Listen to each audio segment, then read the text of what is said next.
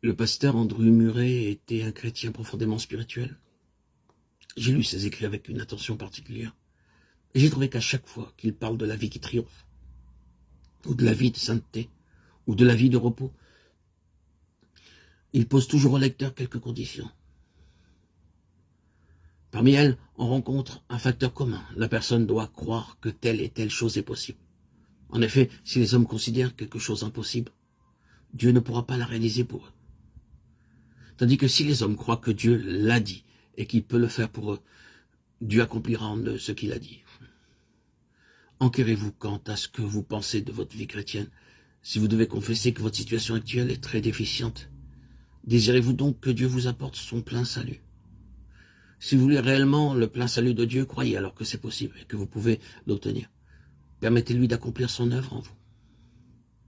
La vie d'un chrétien peut atteindre un plein salut.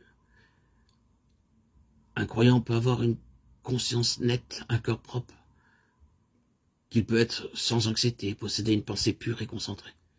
Il est capable de vaincre toute déficience physique et de présenter les membres de son corps à Dieu comme des instruments de justice pour arriver à la sainteté. Tout chrétien peut arriver à la place où il peut dire sincèrement « Je suis crucifié avec Christ, ce n'est plus moi qui vis, mais c'est Christ qui vit en moi ». Toutes ces choses ne sont pas seulement possibles, mais à notre portée. Néanmoins, en ce moment, nous avons besoin de voir comment nous obtenons cette vie qui vint. Nous devons payer le prix. Il y a un prix à payer. Il y a une chose à laquelle nous devons spécialement faire attention, c'est que le plein salut que Dieu a préparé pour nous doit être reçu intégralement. Je ne crois pas dans une perfection sans péché, dans l'éradication du péché, mais je crois que Dieu peut me sauver au plus haut degré. Je ne crois pas que la croix m'anéantisse, cependant je crois qu'à la croix, mon Seigneur est mort pour moi. Ce n'est pas que Dieu ait arraché la racine de mon péché, mais qu'il me donne Christ pour vivre en moi. Auparavant, Christ est mort à la croix pour moi, maintenant il vit en moi et à ma place.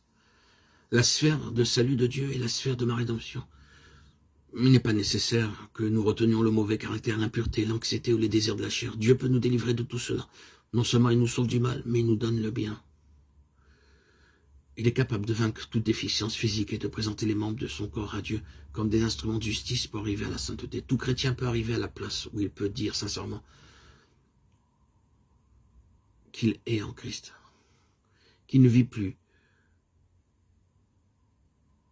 pour lui-même, concentré et centré sur lui-même, mais pour Christ, ses regards, sa direction, ses pensées sont dirigées vers Christ. Il vit en Christ.